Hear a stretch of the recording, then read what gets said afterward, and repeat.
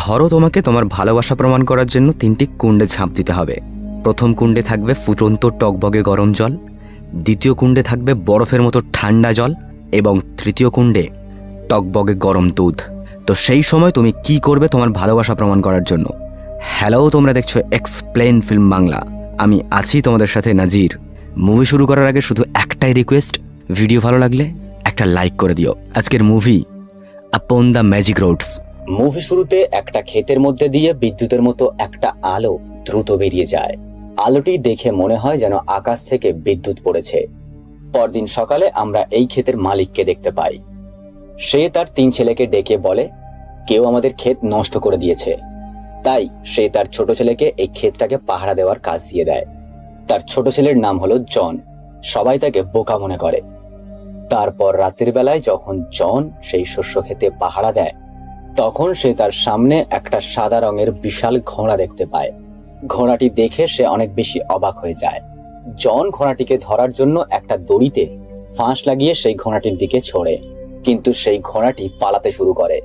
ঘোড়াটিকে আটকানোর জন্য সে দড়িটিকে অনেক বেশি জোরে টেনে ধরে, কিন্তু অবশেষে সে আটকাতে পারে না সেই ঘোড়াটাকে। তারপর সেই দড়িটি ধরে সে ঘষতে ঘষতে সেই ঘোড়াটির পিছু পিছু যেতে শুরু করে, যার ফলে ক্ষেতের ফসল আরো বেশি নষ্ট হতে থাকে। অবশেষে সেই ঘোড়াটি দৌড়াতে দৌড়াতে একটা জলাভূমির মধ্যে এসে আটকে পড়ে, যেটা দেখে জনের অনেক বেশি খারাপ লাগে। তাই সে সেই ঘোড়াটিকে বাঁচানোর জন্য সেই দড়িটি ধরে টানতে শুরু করে এবং সে অনেক শক্তি এবং নিজস্ব বুদ্ধি দিয়ে অনেক পরিশ্রমের পর সেই জলাভূমির মধ্যে দিয়ে ঘোড়াটিকে বাইরে নিয়ে আসতে সক্ষম হয়। ঠিক তখনই ঘোড়াটির ওই মায়াবী মুখ দেখে জনের অনেক বেশি কষ্ট হয়। তাই সে ঘোড়াটিকে মুক্ত করার ডিসিশন নেয়। কিন্তু ঘোড়াটিকে মুক্ত করার আগে জন ঘোড়াটিকে দিয়ে একটি প্রমিস করিয়ে নেয় যে সে এরপর আর তাদের খেতে কোনো ক্ষতি করবে না। এই ঘোড়াটি আসলে একটি ফিমেল ঘোড়া। তারপরেই সেই ঘোড়াটি সেখান থেকে চলে যায়। পরদিন সকালে ঘুম ভেঙে জন দেখতে পায় আস্তাবলে 2টি সুন্দর সুন্দর ঘোড়া দাঁড়িয়ে রয়েছে। এখানে আরো একটি ছোট ঘোড়াও রয়েছে, আর এটা হলো সেই ঘোড়াটির বাচ্চা যে ঘোড়াটিকে রাত্রেবেলায় ক্ষেতের মধ্যে দেখা গিয়েছিল। সে জনকে বলে, আমার মা তোমার ব্যবহারে অনেক বেশি খুশি হয়েছে, আর তাই তিনি তোমাকে এই 2টি ঘোড়া উপহার হিসাবে দিয়ে পাঠিয়েছে। এই কথা শুনে জন অনেক বেশি খুশি হয়ে সেই ঘোড়ার 2টিকে দেখতে শুরু করে। অন্যদিকে জনের বাবা তার ফসলের অবস্থা দেখে অনেক বেশি রেগে যায় এবং তার বাবা তাকে খুঁজতে খুঁজতে আস্তাবলের দিকে এগিয়ে আসতে শুরু করে। আর জন সেটা বুঝতে পেরে আস্তাবলের পেছনের দরজা দিয়ে সে পালানোর ডিসিশন নেয়। এটা দেখে সেই ছোট্ট ঘোড়াটি তার পিঠে জনকে চাপিয়ে নেয় এবং সেই ছোট্ট ঘোড়াটি ঝড়ের বেগে ছুটতে ছুটতে জনকে নিয়ে অনেক দূরে চলে আসে কিছুক্ষণের মধ্যেই। সেখানকার প্রাকৃতিক সৌন্দর্য দেখে জন অনেক বেশি অবাক হয়ে ওঠে এবং সে চায় না যে তার বাকি 2টি ঘোড়ার বিষয়ে তার বাবা জানতে পারুক। তার কথা রাখতে সেই ছোট্ট ঘোড়াটি সেখান থেকেই অনেক জোরে ওই ঘোড়া 2টিকে ডাক দেয়, আর তার ডাক শুনে সেই ঘোড়া 2টি সঙ্গে সঙ্গে তাদের সামনে এসে উপস্থিত হয়। এরপর জন এই 2টি ঘোড়াকে বিক্রি করে কিছু পয়সা উপার্জন করার ডিসিশন নেয়। যখন জন এই 2টি ঘোড়াকে নিয়ে বাজারে যায়, তখন বাজারের সমস্ত মানুষ সেই ঘোড়া 2টিকে দেখে অনেক বেশি অবাক হয়ে যায়। এই বাজারের মধ্যে থাকা প্রত্যেক মানুষই এই ঘোড়া 2টিকে কিনতে চায়। তখন ফল জনকে বলে, বেঞ্চের উপরে বসে থাকা ওই মানুষটির কাছে এই ঘোড়া 2টিকে বিক্রি করে দাও। কিন্তু জন ভাবে যে এই ঘোড়া 2টিকে রাজার কাছে বিক্রি করবে, যার ফলে সে অনেক বেশি উপার্জন করতে পারবে। এরপর জন ঘোড়া 2টিকে নিয়ে রাজার কাছে যায়। তখন রাজার মন্ত্রী রাজাকে বলে, এই ঘোড়া 2টি এই ছেলেটির হতেই পারে না, নিশ্চয়ই এই ঘোড়া 2টিকে ছেলেটি চুরি করেছে। সেজন্যই ঘোড়া 2টিকে জনের কাছ থেকে তারা ছিনিয়ে নেয়, কিন্তু তার বদলে জনকে তারা একটা টাকাও দেয় না। তখন জনের মন খারাপ হয়ে যায়। এটা দেখে ফল আবারও ঘোড়া 2টিকে ডাক দেয়। রাজা ঘোড়া 2টিকে নিজের সঙ্গে নিয়ে গেছিল, আর ঘোড়া 2টি রাজার বগি টানছিল। ঘোড়া 2টি ফলের ডাক শুনে তার কাছে ছুটতে চলে আসে, যে কারণে রাজার বগি আটার উপরে পড়ে যায় এবং রাজার চেহারা পুরো সাদা হয়ে যায়। কিন্তু রাজা প্রজাদের সামনে জনকে কিছুই বলে না, কারণ এখানে জনের কোনো দোষই নেই। তারপর রাজা ঘোড়া 2টির দাম দিতে চায়। তখন রাজার একজন লোক বলে, জনকে তো কাজের জন্য আমাদের কাছে রেখে দেওয়া যেতে পারে, তাই না? এর ফলে আমরা পরবর্তীতে এর থেকে এই অপমানের বদলা নিতে পারবো। তখন রাজা জনকে এই ঘোড়া 2টি দেখাশোনার কাজের জন্য রেখে দেয় তার কাছে।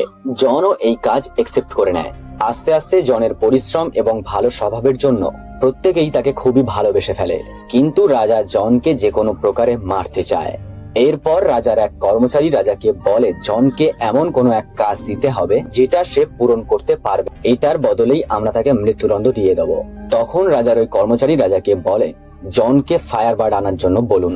আজ পর্যন্ত কেউই ফায়ারবার্ডের কাছে যেতে পারেনি, আর আমার দৃঢ় বিশ্বাস সেও নিয়ে আসতে পারবে না। তখন আমরা তাকে মৃত্যুদণ্ড দিয়ে দেব। এরপর রাজা জনকে ফায়ারবার্ড আনার অনুমতি দেয়। জন ও ফায়ারবার্ড আনার জন্য রাজি হয়ে যায়। তখন ফল তাকে বলে তোমার কিন্তু রাজি হওয়াটা একেবারেই উচিত হয়নি, কারণ ফায়ারবার্ড নিয়ে আসা অতটাও সহজ নয়।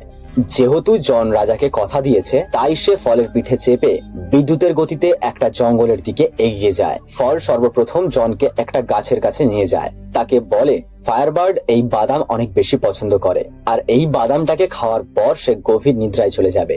তারপর তারা দুজনে সেখানে পৌঁছায় যেখানে ফায়ারবার্ড আছে।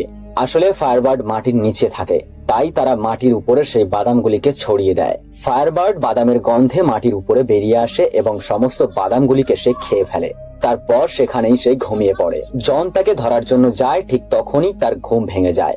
ফায়ারবার্ডটি জনের পিছু করতে থাকে এবং জনকে মেরে ফেলার আগে তার কাছে যে বাদামটি রয়েছে সেটাকেও তাকে দিয়ে দেয়, যার ফলে বাদামটি খাওয়ার পর আবারও ফায়ারবার্ড ঘুমিয়ে পড়ে। পরদিন সকালে তার ঘুম ভাঙার পর সে দেখে জন তাকে শিকল দিয়ে বেঁধে রেখেছে। তাই ফায়ারবার্ডের চোখে জল চলে আসে। এটা দেখে জনের অনেক বেশি দয়া লাগে, তাই সে ফায়ারবার্ডকে মুক্ত করে দেয়। ফায়ারবার্ড সেখান থেকে উড়ে চলে যায় এবং যাওয়ার আগে তাকে একটি পালক দিয়ে যায়। তারপর জন তার রাজ্যে ফিরে আসে। এখানে এসে তার কাহিনী রাজা এবং তার সমস্ত প্রজাদেরকে বলে, কিন্তু রাজা তার কোনো কথায় বিশ্বাস করে না। তখন জন রাজাকে ফায়ারবার্ডের পালক দেখায়, কিন্তু সেটা সেই সময় আগুনের মতো জ্বলছিল না। সেই জন্য রাজা বলে জনকে মৃত্যুদণ্ড দেওয়া হবে। তারপর জনকে মৃত্যুদণ্ড দেওয়ার জন্য প্রস্তুত হয়ে যায়। ঠিক যখনই জনকে মারতে যাবে, তখনই সেখানে ফায়ারবার্ড এসে হাজির হয়, যার ফলে সবাই বিশ্বাস করে নেয় যে জন সত্যি কথা বলছে। আর রাজাও এখন জনকে কোনোভাবেই শাস্তি দিতে পারবে না, কারণ তার কাছে কোনো কারণই নেই তাকে শাস্তি দেওয়ার মতো।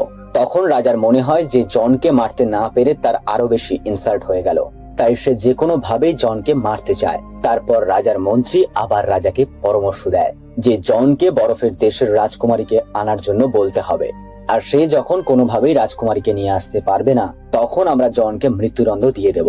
আর সে যদি রাজকুমারীকে নিয়েও আসে, তাহলে আপনি তাকে বিয়েও করে নেবেন। মন্ত্রীর এই পরামর্শ রাজার অনেক বেশি পছন্দ হয়, তাই রাজা জনকে বরফের দেশের রাজকুমারীকে আনতে পাঠিয়ে দেয়। এরপর জন এবং ফল দুজনেই বরফের দেশে চলে আসে। সেখানে যাওয়ার পর তারা বিশাল বড় একটা বরফের তৈরি দরজা দেখতে পায়। তারা দুজনে বুঝে উঠতে পারে না যে এই দরজা কিভাবে খুলবে। তখনই সেখানে ফায়ারবার্ডের একটা পালক এসে সেই বরফের দরজার মধ্যে ঢুকে পড়ে, যার ফলে সমস্ত বরফ গলে যায়। এখানে ফল ওই বরফ গলা জলের মধ্যে ভেসে যায়। জন ভিতরে প্রবেশ করে, কিন্তু সে জানে না এখানে কোনটা রাজকুমারী, কারণ এখানে অনেকগুলো মেয়ে একই রকম ভাবে শুয়ে আছে। আর তখনই ফায়ারবার্ডের একটা পালক এসে একটা মেয়ের কাছে যায় এবং মেয়েটি গরমের সংস্পর্শে এসে তার ঘুম ভেঙে যায়। তখনই জন বুঝতে পারে যে এটাই হলো আসল রাজকুমারী। জন রাজকুমারীকে বলে আমাদের রাজা আপনাকে বিয়ে করতে চায়। তখন রাজকুমারী বলে আসল হিরো তো বেঁচেই নেই, সেই জন্য আমি বিয়ে করতে চাই না। তোমাদের রাজা যদি হিরো বা বাহাদুর হতো তাহলে সে এখানে নিজেই আসতো আমাকে নিতে। এই কথা বলার পর রাজকুমারী উপর থেকে নিচে লাফিয়ে পড়ে। জন নিজের কথা না ভেবে সেই রাজকুমারীকে বাঁচানোর জন্য সেও লাফ দেয় সেখান থেকেই। তারা দুজন মাটিতে পড়ার আগেই ফল সেখানে এসে তাদের দুজনকে বাঁচিয়ে নেয়। তারপর রাতের বেলায় তারা দুজনেই জঙ্গলের মধ্যে শুয়ে থাকে। কোথাও না কোথাও রাজকুমারী এবং জন একে অপরকে পছন্দ করতে শুরু করে। পরদিন সকালে জন রাজকুমারীকে নিয়ে রাজমহলে ফিরে আসে। রাজা জনকে দেখে অনেক বেশি রেগে যায়, কারণ সে আবারও জনকে মারতে পারবে না। না চাইতেও রাজা জনকে উপহার দেয় এবং রাজা রাজকুমারীকে বলে আমি তোমাকে বিয়ে করতে চাই। এরপর রাজকুমারী রাজাকে বলে আমি ততক্ষণ পর্যন্ত তোমাকে বিয়ে করব না যতক্ষণ না পর্যন্ত তুমি আমার ঠাকুমার হারিয়ে যাওয়া আংটি ফিরিয়ে নিয়ে আসতে না পারবে। ওই আংটিটা একটা সমুদ্রের মধ্যে হারিয়ে গেছে। এই কথা শুনে রাজা অনেক বেশি কনফিউজড হয়ে যায়। ঠিক তখনই সেখানে জন চলে আসে এবং রাজা জনকে দেখে সেই আংটিটি খোঁজার দায়িত্ব তার উপর চাপিয়ে দেয়। জন জানে না যে সেই আংটিটি এই মুহূর্তে কোথায় আছে, আর ফলও এই আংটির ব্যাপারে কিছুই জানে না। সেই জন্য ফল তার মায়ের সাহায্য নেয়। তার মা তাকে বলে সমুদ্রের মাঝ বরাবর একটা তিমি মাছের পেটের মধ্যে সেই আংটিটি রয়েছে। আংটিটিকে আনার জন্য তোমাকে সমুদ্রের মাঝ বরাবর যেতে হবে। তারপর ফল জনকে তার পিঠে বসিয়ে নিয়ে সমুদ্রের মাঝ বরাবর চলে যায়। আর তখনই জন তার পিঠ থেকে নিচে পড়ে যায়। জলের নিচে গিয়ে সে দেখে মোটা মোটা শিকলের মাঝখানে সেই তিমি মাছটি আটকে রয়েছে। জন তিমি মাছটিকে জিজ্ঞেস করে, তোমাকে কে এইভাবে বেঁধে রেখেছে? এই কথা শুনে তিমি মাছের চোখে জল চলে আসে। সেই জনকে বলে, আমি কিছু জাহাজকে গিলে ফেলেছিলাম, তারপর এখানকার সেলাররা আমাকে শিকল দিয়ে এইভাবে বেঁধে দিয়েছে, কিন্তু এখন আমি আমার ভুলের প্রায়শ্চিত্ত করতে চাই। তখনই জনের মাথায় একটা বুদ্ধি আসে এবং ফলকে নিয়ে সে তিমি মাছের নাকের মধ্যে দিয়ে তার পেটের মধ্যে প্রবেশ করে। তিমি মাছের পেটের ভিতর গিয়ে শিরশিরি দেয়, যার ফলে সে হ্যাঁচি করে। যখনই তিমি মাছটি হ্যাঁচি তোলে তখনই তার শিকল ছিঁড়ে যায় এবং সমস্ত জাহাজ বাইরে বেরিয়ে আসে। এরপর তিমি মাছটি মুক্ত হয়ে সেখান থেকে চলে যায়। কিছুক্ষণ পর জন যখন সমুদ্রের কিনারায় থাকে তখন সেখানে একটা কাঁকড়া আসে। কাঁকড়াটি ওই আংটিটাকে নিয়ে আসে। যেই আংটিটাকে খুঁজতে জন এখানে এসেছে, কাঁকড়াটি তখন জনকে বলে, তিমি মাছ প্রত্যেকের মনের কথা জানতে পারে, আর তাই সে তোমার জন্য এই গিফটটিকে পাঠিয়েছে। তারপর জন আংটিটাকে নিয়ে রাজ্যে ফিরে আসে। রাজ্যে ফেরার পর সে প্রথমেই রাজকুমারীর কাছে আংটিটাকে নিয়ে যায়। আংটিটা দেখার পর রাজকুমারী অনেক বেশি খুশি হয়ে যায় এবং রাজকুমারী বুঝতে পারে যে জনই হলো আসল হিরো। সে তার জন্য সবকিছু করতে পারবে। সেখানে জনের পেছনে ফলও থাকে আর তাকে রাজা দেখে নেয়। রাজা ফলকে গুলি মারে, তখনই ফল উপর থেকে নিচে পড়ে যায়। তারপর রাজা জনের উপর রাজকুমারীকে কিডন্যাপ করার আরোপ লাগায়। সেই কারণেই জনকে জব থেকে বের করে দেয় এবং কারাগারে বন্দী করে রেখে দেয় এবং ঘোষণা করা হয় যে জনকে কিছুদিনের মধ্যে ফাঁসি দেওয়া হবে। এই কথা শুনে রাজকুমারী এবং ফল অনেক বেশি দুঃখিত হয়। ফলের গুলি লাগার সত্ত্বেও সে বেঁচে যায়। রাজকুমারী ফলকে বলে, রাজা আমাকে বিয়ে করতে চায়, সেই জন্য আমি বলেছি আমাকে বিয়ে করতে হলে আলাদা আলাদা 3টি কুণ্ডে তোমাকে স্নান করতে হবে। সে রাজাকে বলে, সর্বপ্রথম ফুটন্ত জলের মধ্যে তোমাকে স্নান করতে হবে, দ্বিতীয় হলো বরফের মতো ঠান্ডা জলে, এবং তৃতীয় হলো ফুটন্ত দুধে স্নান করতে হবে। এটা করার পর তুমি আবার যৌবন ফিরে পাবে। তখন সেখানে রাজার মন্ত্রী এসে রাজাকে একটা পরামর্শ দেয় যে সর্বপ্রথম এই সমস্ত কিছু জনের উপর পরীক্ষা করা দরকার। অন্যদিকে রাজকুমারী যখন এই সমস্ত কিছু জানতে পারে তখন এবং সে ফলকে বলে, জনকে বাঁচাতে হলে ওই ফুটন্ত জলের মধ্যে আমার ঠাকুমার ওই আংটিটিকে দিয়ে দিতে হবে। দ্বিতীয়টিতে যেটাতে বরফের মতো ঠান্ডা জল থাকবে সেটাতে ফায়ারবার্ডের পালক দিয়ে দিতে হবে, আর তৃতীয়টিতে লাইফ এবং বেদের ফ্লাওয়ার দিয়ে দিতে হবে। এই ফুল পৃথিবীর শেষ প্রান্তে পাওয়া যায়। তারপর ফল ওই ফুলটিকে নিতে পৃথিবীর শেষ প্রান্তে পৌঁছে যায় বিদ্যুতের গতিতে। সেখানে যাওয়ার পর লাইফ এবং বেতের ফুল পেয়ে যায়, কিন্তু সে জানতে পারে যে এই ফুল যে তুলবে সে মারা যাবে। কিন্তু ফল নিজের জীবনের পরোয়া না করেও সেই ফুল তুলে নেয়। অন্যদিকে দেখা যায় রাজ্যে 3টি বড় বড় কুণ্ড নিয়ে আসা হয়েছে। প্রথম কুণ্ডে ফুটন্ত জল এবং দ্বিতীয়টিতে বরফের মতো জল এবং তৃতীয়টিতে ফুটন্ত দুধ রাখা আছে। তারপর রাজা সবার সামনে জনকে নিয়ে আসে আর বলে, যদি এই 3টে পরীক্ষায় জন পাশ হয়ে যায় তাহলে তাকে ছেড়ে দেওয়া হবে। তারপর জনকে ধাক্কা দিয়ে ফেলে দেয় যেই কুণ্ডে ফুটন্ত গরম জল রয়েছে। ঠিক তখনই রাজকুমারী তার ঠাকুমার সেই আংটিটিকে নিয়ে ফুটন্ত গরম জলের মধ্যে ফেলে দেয়। এর ফলে জন ওই কুণ্ড থেকে বেঁচে দ্বিতীয় কুণ্ডে পড়ে যায়, যেটাতে বরফের মতো ঠান্ডা জল রয়েছে। আর এটা যখন ফায়ারবার্ড দেখে তখনই সে অনেক জোরে চিৎকার করে, কারণ সে জনকে অনেক বেশি ভালোবাসে, কারণ সে জানে জন অনেক বেশি দয়ালু মানুষ। ফায়ারবার্ডের আওয়াজে সেই পালক যেটাকে রাজা একটা বক্সের মধ্যে বন্দি করে রেখেছে সেটা উড়ে এসে সেই কুণ্ডের মধ্যে পড়ে যায়। এর ফলে আবারও জনের প্রাণ বেঁচে যায় এবং সে তৃতীয় কুণ্ডে পড়ে যায়, যেটাতে ফুটন্ত দুধ রয়েছে। কিছু সময় ধরে জন ওই কুণ্ডের ভেতরেই থাকে। এর ফলে সবাই ভাবে যে জন মারা গেছে।